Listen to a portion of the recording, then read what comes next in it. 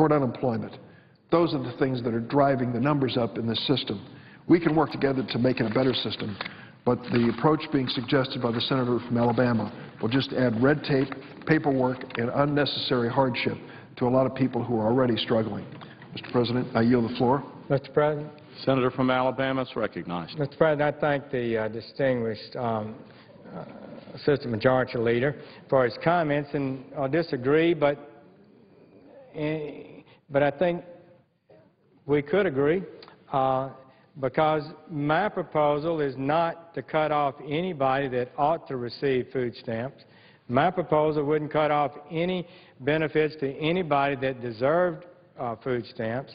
My proposal would not cut off anybody who qualifies for food stamps.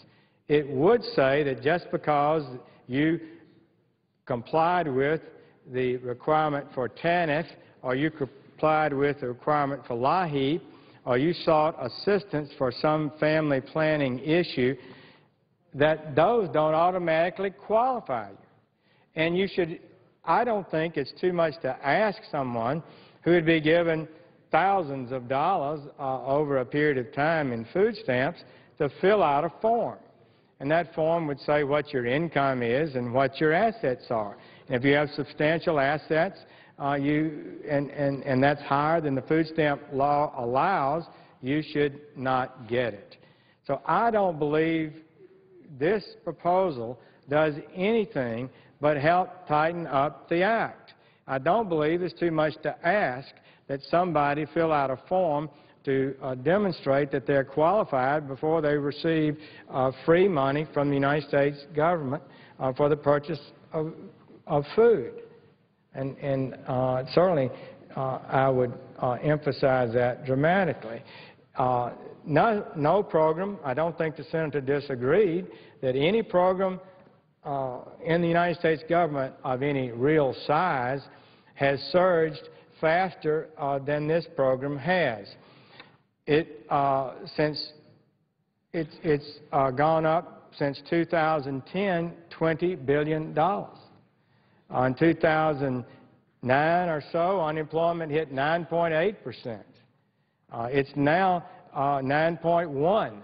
It's too high, and people need food stamps, and they should get them. And perhaps there are more people out there that qualify even than in 2009 or whenever unemployment hit almost 10%. Maybe there are more people today, I don't know.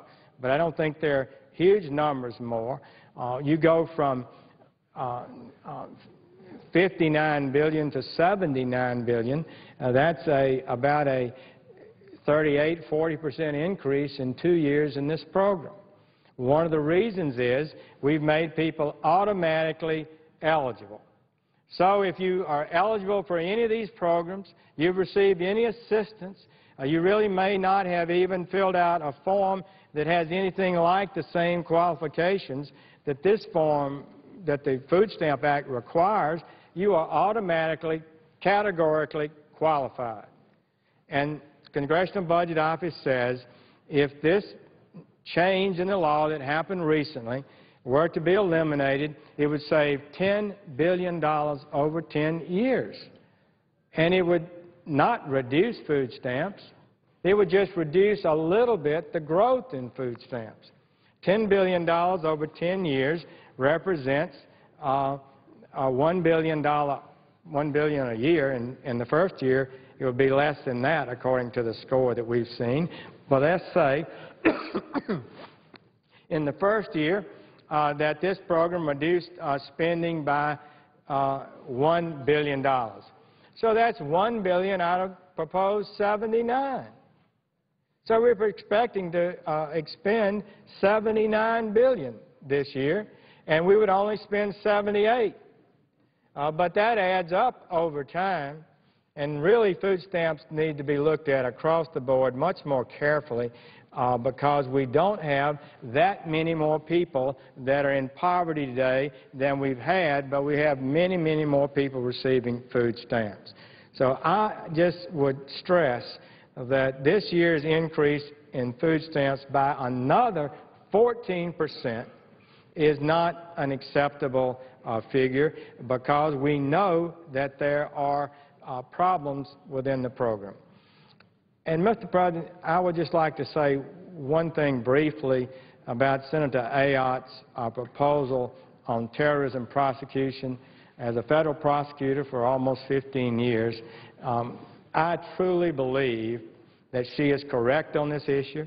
It's something we've been debating in Congress about for a long time. Congress has made clear its view about it. I would just simply say this.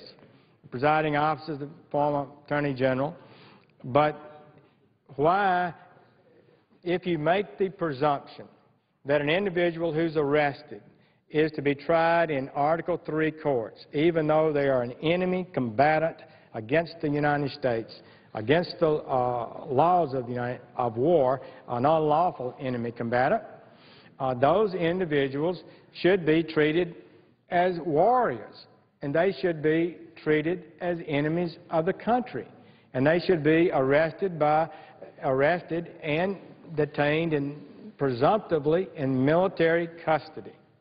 This is the tradition of the United States from its founding. This is worldwide accepted law, and I do believe it's just not important. I do believe that we need to understand the reason this is important.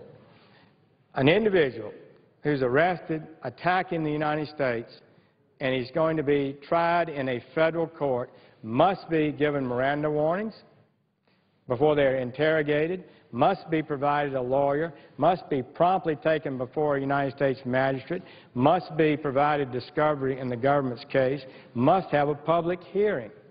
You don't do that for people who are at war with you. Would the Senator yield for a question? I would. I've heard it argued here in connection with this issue that somehow because the Christmas Day bomber pleaded guilty in an Article III court, that was an argument for putting him in the Article III court. As a distinguished former prosecutor, I wondered if my friend from Alabama could address the issue of whether or not because somebody happened to end up in an Article III court and happened to plead guilty, how that was an argument for his placement there in the first place. Senator McConnell, that's a very important question. This individual doesn't perhaps look like he just fell off a turnip truck or something. He was not a very solid person, and he decided to plead guilty, and that was good.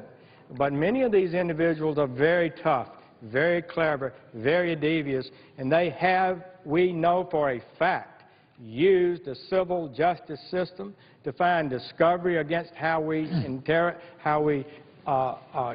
discover their activities, what kind of surveillance techniques we use, and have made the trials dangerous places and have made the trials showcases. So I think just because one individual decided to plead guilty has no bearing on the overall principle that if you arrest a person on the battlefield, they're not required to be taken immediately to a judge and given a lawyer.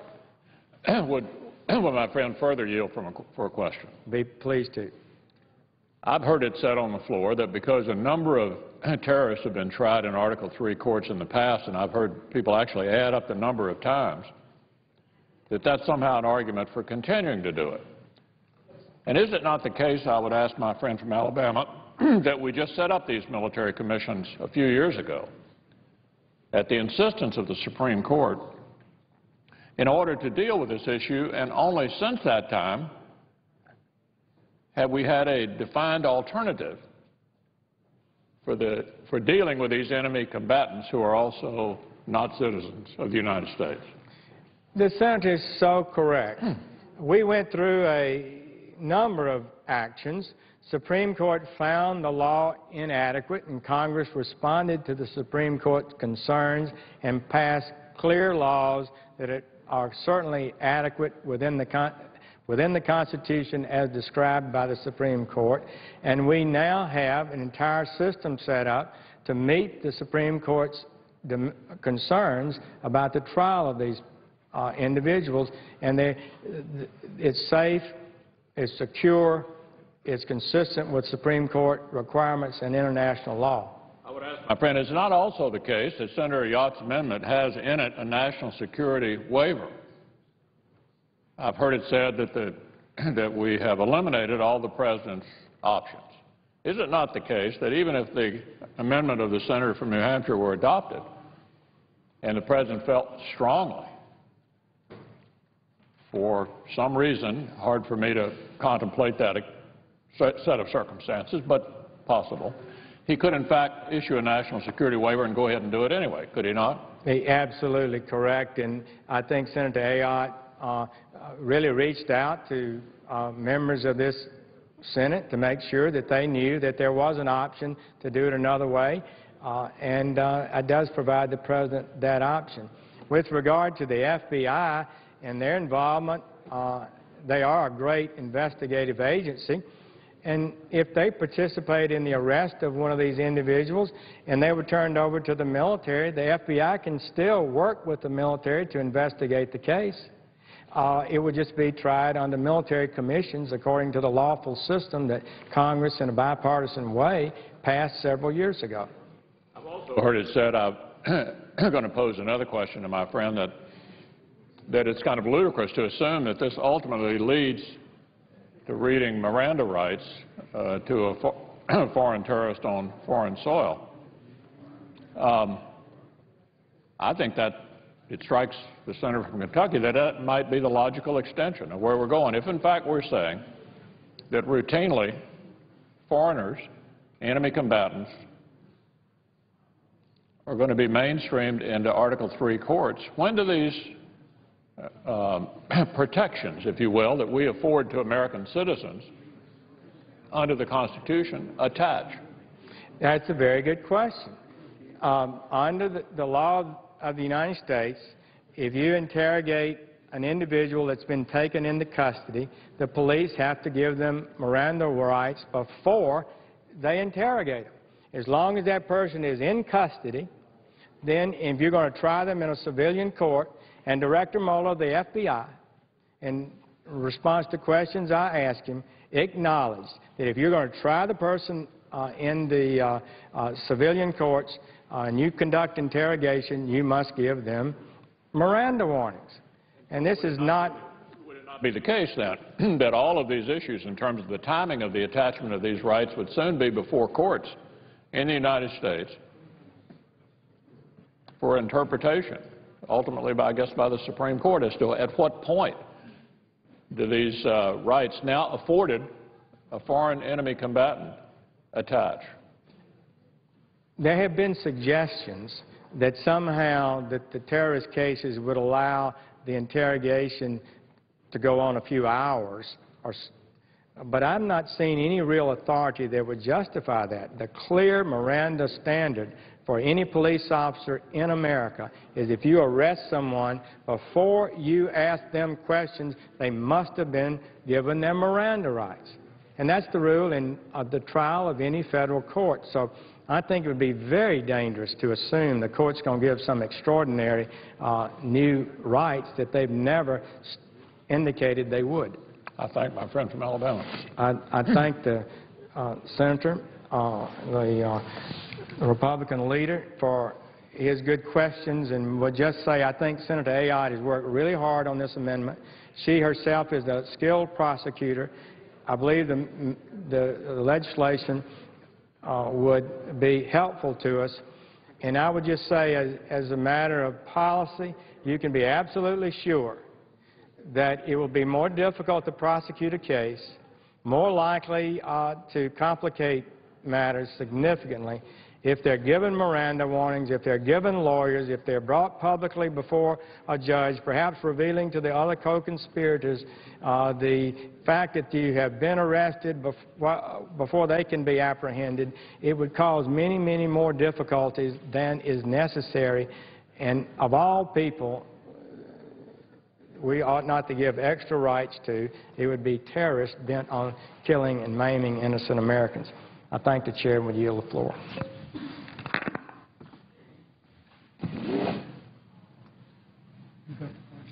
Mr. President, The senator from Illinois. does the minority leader wish to speak? I yield to him if he does. No? Mr. President, I'm just going to respond very briefly. This argument is so upside down. If during the last 10 years we had successfully prosecuted terrorists, 300 of them in military commissions, and only 3 in our criminal courts, then all of their arguments make sense. Because you would have to argue, well, that's the best place to go. That's where you can investigate and prosecute and successfully incarcerate those accused of terrorism. Exactly the opposite is true. President Bush and President Obama, given the authority to choose a forum to try a suspected terrorist, have overwhelmingly and successfully chosen the Article III Criminal Courts of America. Here's the score. They don't like to hear me say this, but I'm going to give them the score again. It's important to know. Since 9/11, we're told by the Department of Justice as many as 300 suspected terrorists have been successfully prosecuted in our criminal courts, and three before military commissions, 2 of whom, before the military commissions, were released within a year to return to their home countries of Australia and Yemen. So, when you look at where terrorists are in jail in America today, you will find 300 to 1 they were terrorists who were prosecuted in our criminal courts. In comes the IOD Amendment and the arguments by Senator McConnell and Senator Sessions to argue clearly this system is upside down. We should be going to the military commissions, not to the criminal courts. And their argument is, incidentally, Miranda warnings. When you give an alleged defendant, a suspected criminal defendant, Miranda warnings, end of story, they stop cooperating. The problem they have are the facts. And the facts are all 300 prosecuted terrorists in Article III courts were given their Miranda warnings. The investigation continued, the prosecution continued successfully. It didn't end the case. And they don't like to talk about the detail about this Christmas bomber, the underwear bomber. He was read his Miranda rights, and he shut up. And then the FBI brought in his mother and father, who said, why don't you cooperate? According to the head of the FBI, the director of FBI, he talked nonstop for days about everything he knew about al-Qaeda. He did it after he was read his Miranda rights. Then he was off to court, where he was going to defend himself in this criminal case, and he pled guilty. I've heard the senators on the floor dismiss this. Well, he pled guilty, so they didn't really prosecute him. They prepared the case he knew he couldn't win. He fully cooperated in the investigation, and he conceded that he was guilty. Now he faces a life sentence in prison. Is that a good outcome? It's the best outcome, and I'll tell you why. Because they will not acknowledge this fact, and they should. All across the world, when they look at the way we prosecute terrorists in the United States, they've got to say, you know, they're following the same rules and laws for alleged terrorists that they're following for anyone accused of a crime in their country. And it's public. And he had an opportunity for a lawyer. And he was given the same warnings as any prospective criminal defendant. You can't argue this was done behind closed doors or done any differently than other criminal defendants. There's something to be said for that. It's a bragging right, or something we at least should be proud of, that in the United States we use that system and use it so successfully. For those who want to pass the IOD Amendment and make it more difficult for any president to decide the appropriate forum to prosecute terrorists, I just leave them one last reminder. The score is 300 to 3 since 9/11. 300 suspected terrorists successfully prosecuted in our criminal courts, 3 before military commissions. Give this president, give every president the tools and the authority to make the right decision to keep America safe. Defeat the IOD Amendment. Mr. President, Republican leader. I'm just going to make one final point on this issue, and then I want to address another amendment we'll be voting on at some point here. One thing we've not discussed is what happened if the foreign enemy combatant in the Article III court in the United States is actually acquitted. If he is, he of course has to be released. And the deportation option is only available if some other country is willing to take them. There's not a whole lot of clamoring for these kinds of folks anywhere else in the world. We've had that experience. The courts then cannot keep them. They're released into the United States. as a result of an acquittal in an Article III court in the United States and a situation where you cannot deport them because no one will take them. I think the point here is this is all totally unnecessary. These are foreigners. These are not citizens of the United States. They have no right to be in an Article III court. We don't dispute that the President can put them in Article III court, but why would he want to do it? We responded to the decision of the Supreme Court to set up these military commissions for this precise purpose, and it's clear this administration does not want to use them. Now, Mr. President, I also want to make some brief comments here about a matter we'll be voting on later this evening. Everybody here in this body knows that the American people want us to do something about the jobs crisis.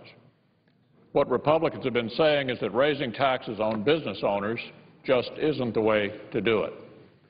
So what we've done is we've combed through the President's latest stimulus bill looking for things we can actually support, for things that don't punish the very people we're counting on to create jobs.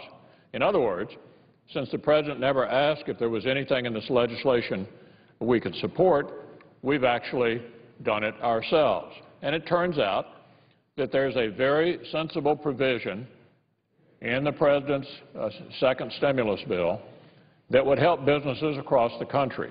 In fact, it is absolutely identical to a bill Senator Scott Brown of Massachusetts introduced with 30 co-sponsors earlier this year, many of them Democrats, among them Senators Franken, Begich, Klobuchar, Pryor, Tester, and McCaskill.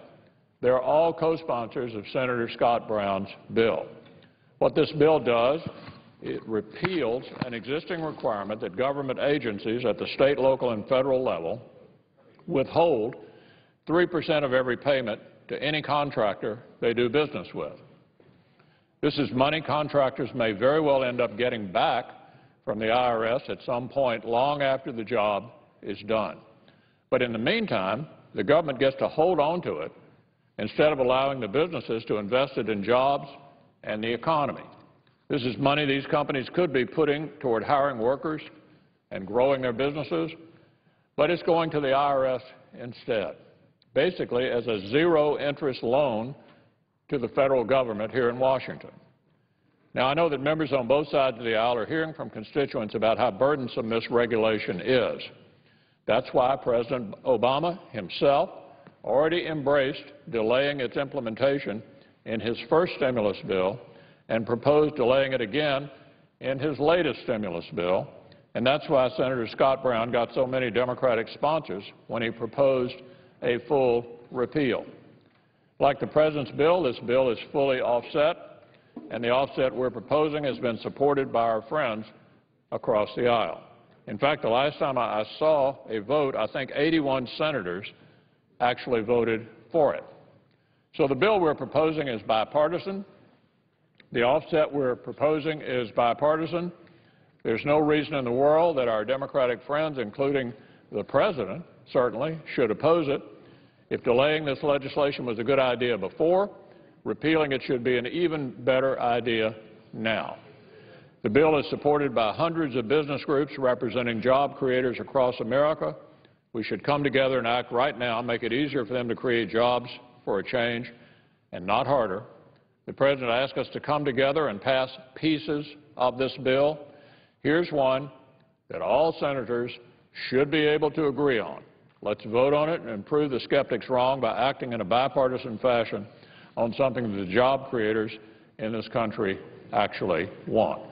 Mr. President, I yield the floor. Mr. President. Majority Leader. Mr. President, the provision my friend talks about was placed in legislation as a result of a study made during the Bush administration, second Bush administration. GAO did a study. They found that 33,000 contractors, in effect, cheated on their taxes, and they owed some $3 billion. This money, they also determined, went mostly to giving the owners more salary and building them second and third homes. There's no question that a lot of people, in addition to the 33,000 cheated, were found to be burdened by this withholding 3% of what they had coming to them. What my friend fails to acknowledge, Mr. President, is this bill that is amendment that my friend has before the Senate has no chance of accomplishing anything. Constitutionally, it'll be killed in the House in a matter of a millisecond, because constitutionally it'll be what we call blue-slipped here. It's a revenue measure. It can't stop. It can't start in the Senate. It costs $11.6 billion to take this money out. And we need, I'm sorry, take that 3% provision out. And we need to do that. It costs $11.6 billion. But what my friend fails to alert the senators to is that since this matter has come up in years past and months past, things have changed. We have burdened the American people, especially the middle class, with all these cuts that we've made. We did them. It was done by Democrats and Republicans, but they've given enough.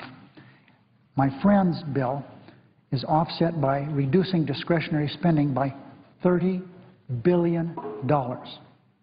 Senator McConnell's bill does nothing to address contractors that cheat on their taxes and still get federal contracts. Nothing, zero. Our alternative, and I'll offer a unanimous consent request at this at a later time before we get to these two cloture motions that we have. It repeals the 3% withholding tax, and we acknowledge it should do that. The Democratic alternative also addresses the problem of tax evaders receiving government contracts by expressly prohibiting contractors who are delinquent on their taxes from being eligible for federal contracts. That way, all contractors aren't punished, only those who are, in effect, cheating. The Democratic alternative offsets the cost of repealing the withholding requirement by closing a loophole that allows companies to claim excess foreign tax credits and the famous corporate jet preference. It has a one-year delay in implementing worldwide interest allocation, which allows taxpayers to claim greater tax credits for the foreign taxes they pay. Fair, reasonable, not a burden on the middle class. A vote for Senator McConnell's amendment would do nothing to repeal the withholding requirement because the House, I repeat, will blue slip this. The House will send us a repeal bill. They've told us, Republican leadership, soon, and I mean soon, within a matter of weeks. So we'll have a real opportunity to repeal the withholding requirement when we get that House from the bill, and we would, of course, put our amendment on that. Now, Mr. President, let's be honest about this. This is nothing more than a misdirected stunt by my friend, the Republican leader. This provision will be repealed, but it should be done the right way. We all agree that it's unfortunate the Bush administration did this. They had good intent. They were trying to get rid of some people who were cheating, but it was too broad and overreaching, and it's hurt a lot of people. The reason they did that, I repeat, that 2005 GAO report, I repeat, said 33,000 people, civilian contractors, owed more than $3 billion in taxes. And I didn't make this up. The GAO report also found that these firms, many of them diverted these payroll taxes to increasing an owner's salary or building them a new home or two. So with what we're doing by withholding a small amount from a contractor's payment and sending it along to the IRS, the belief was that contractors would have more motivation to comply with the law. That didn't work well. It was too overreaching and too broad. So, Mr. President, I would hope that we would look at the consent that I will offer. Procedurally, there's no way that we can have a second degree or side by side with what we're doing here. But I would hope that my friends, both Democrats and Republicans, would do something that's real, not something that's only figurative. What we're doing is real. We agree it should be done. It should be done right. It shouldn't be done by burdening the middle class with more domestic discretionary cuts. And we would hope, Mr. President, that I would just say this generally. Here it is. It's 9:30 at night. Decision is going to have to be made very, very quickly as to whether we're going to be here tomorrow. The two matters that the Republican leader and I have spoken about, we could vote on those right now. I've offered to vote on those earlier today, but for reasons we were unable to do that. But we can come tomorrow. It's getting late here. And I'm not sure what we're accomplishing by trying to work through all this stuff tonight. We are trying to be reasonable. As I indicated, my friend, the Republican leader, said he needed 10 or 12 votes. That's We had agreed to that a long time ago. I can't imagine why we can't move forward on this. And I repeat, we cannot be stalled so that we come back with our very short work period. We have the continuing resolution and many other things to deal with when we come back to that short work period. And I would like to do another appropriation bill, but we can't do another appropriation bill while this one is still floundering around here. This is an experiment that I was happy to be engaged myself in because I believe that we should try to do our work here. But this CR business and holding us up from doing the work that we've done for 10 months this year wasn't our doing. This has been as a result of my friends who are in the majority in the House and the minority over here. So we've spent all these months on two major issues, CRs and raising the debt ceiling. So I would hope that we can work something out in this appropriation bill and get it done tonight. Mr. President, I'm just asking my friend, did you actually propound a consent agreement? No, I didn't. Okay. What I said I would do is when we get ready to schedule these votes, I'll do it, and I'll make sure you're here. Fair enough. I want to echo the comments of the Majority Leader. In my time in the Senate, some of our best work has been done on Thursday night. Usually when we're passing bills around here, we're working on Thursdays into the evening and finishing them. It is my hope that we'll continue on that path and finish this bill tonight. Frequently coming back on Friday is counterproductive, and I would encourage all of our members to cooperate to the greatest extent possible. I think we're, at least we were the last time I checked, making progress toward getting a lot of amendments in the queue, hopefully to be voted on tonight. Clerk will call the roll. Mr. Akaka.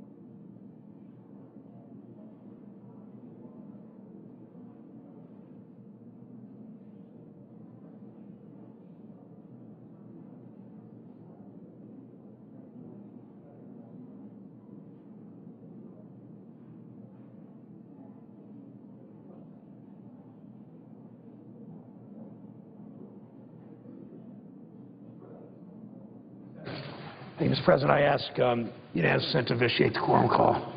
Without objection. Thank you, Mr. President. I rise in support of Amendment 771, sponsored by Senator Bingaman.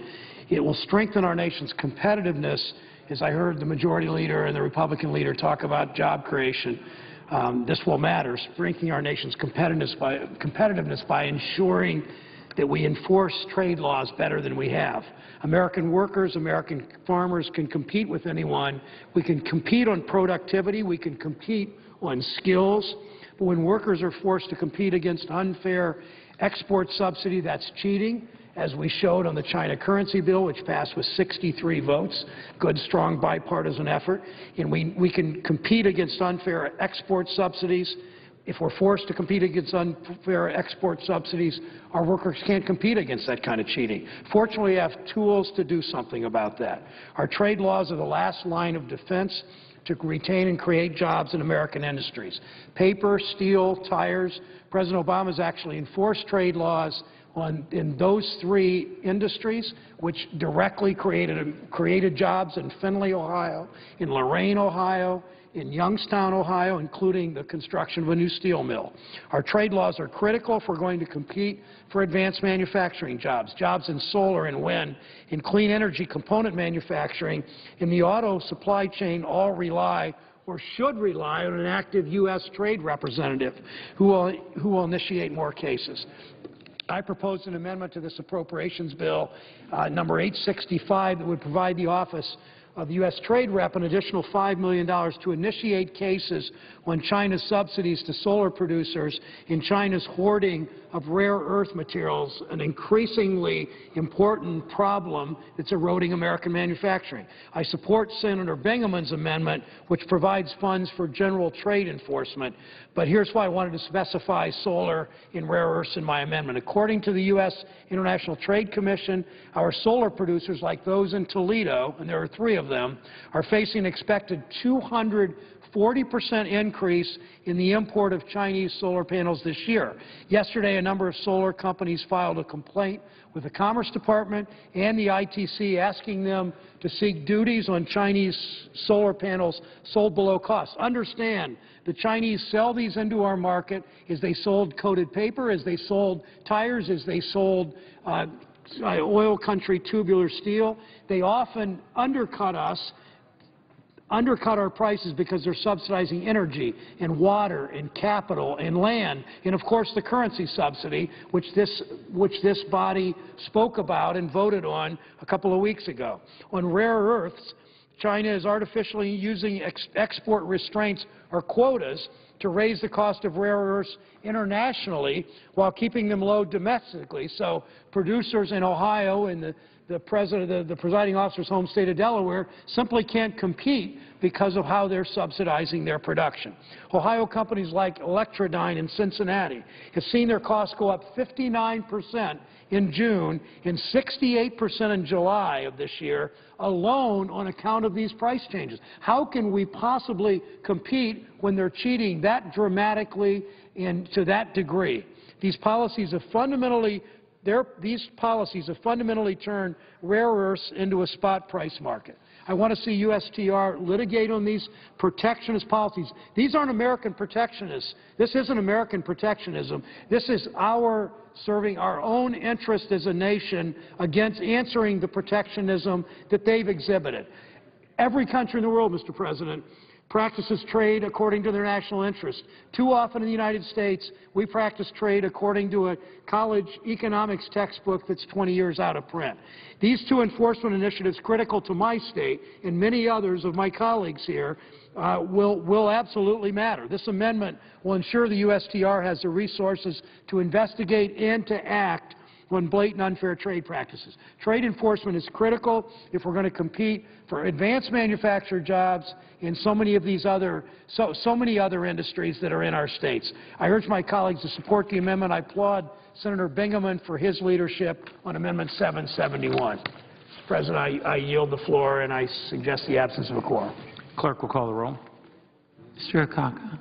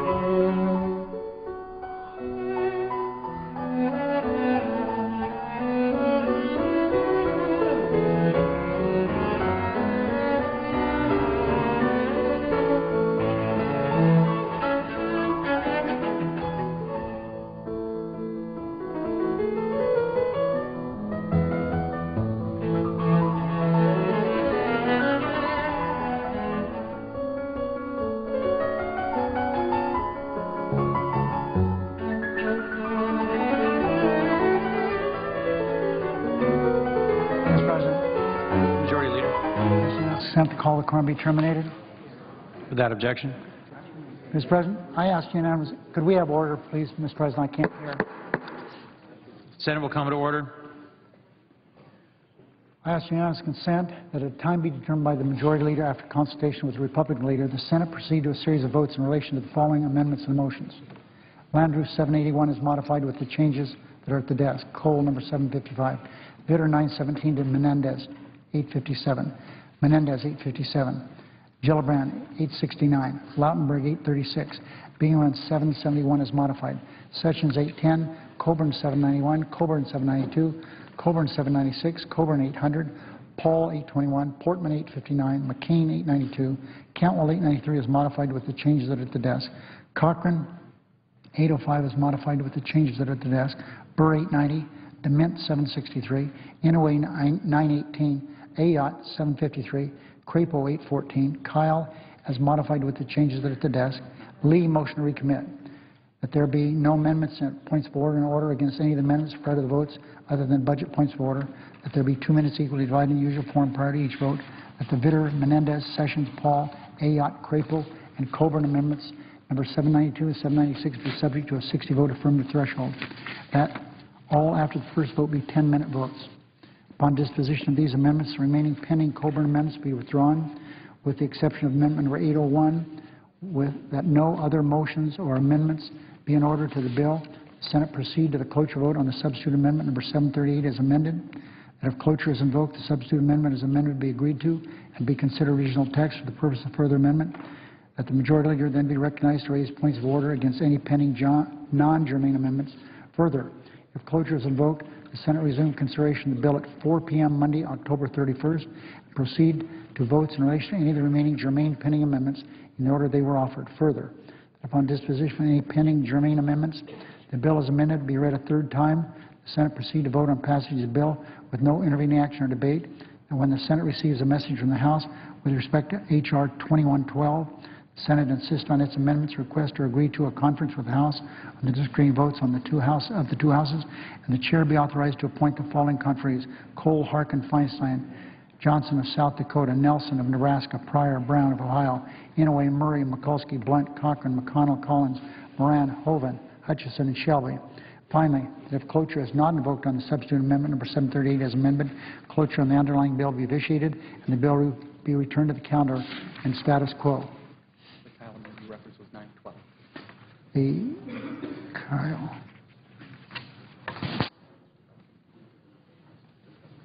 I failed, Mr. President, to identify the Kyle amendment being number 912. Is there objection to the leader's request? Without objection. Mr. President, all these amendments, all that are pending, there's no requirement that we have to have roll call votes. Everyone should understand that. Mr. President, I ask unanimous consent. I want to get the Republican leader's attention. I ask unanimous consent that when the Senate receives from the House H.R. 674, the Senate proceed to its consideration, and that the read of Nevada substitute amendment, the text of which has to be agreed to.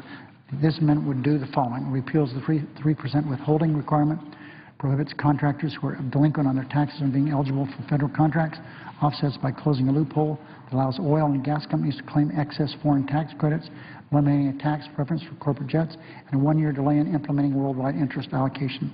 I then ask that the bill be read a third time. The Senate proceed to vote on passage of the bill as amended, with all the above occurring with no intervening action or debate. We've both given our statements in this regard, Mr. President, earlier today. Is there objection? Bring the right to object. Mr. President, this would implement a tax increase. It also would be subject to the same blue slip concern that the majority leader expressed with regard to the vote we're going to have on the 3% withholding. Therefore, I object. President, I would say there would be no blue slip problem whatsoever, because as I indicated, this would be an amendment to a revenue bill that we received from the House and identified which one that would be. Mr. President, I ask unanimous consent to cloture vote with respect to the Reid motion to proceed, count number 204, S723, occur at 5 till 10 tonight. Further, if cloture is not invoked on the Reid motion to proceed, the Senate then proceed to a vote on the motion to invoke cloture on the McConnell motion to proceed to count number 205. S-726, finding that if cloture is invoked on either motion to proceed, that notwithstanding cloture having been invoked, the Senate resume consideration of H.R. 2112. Upon disposition of H.R. 2112, the Senate resume consideration of the motion to proceed post-cloture. Is there objection? Without objection, so ordered.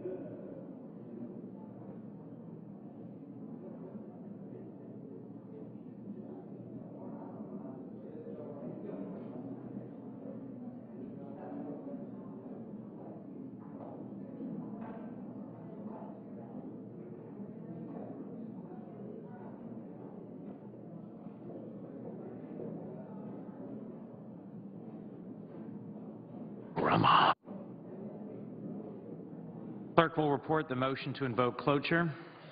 Cloture motion. We, the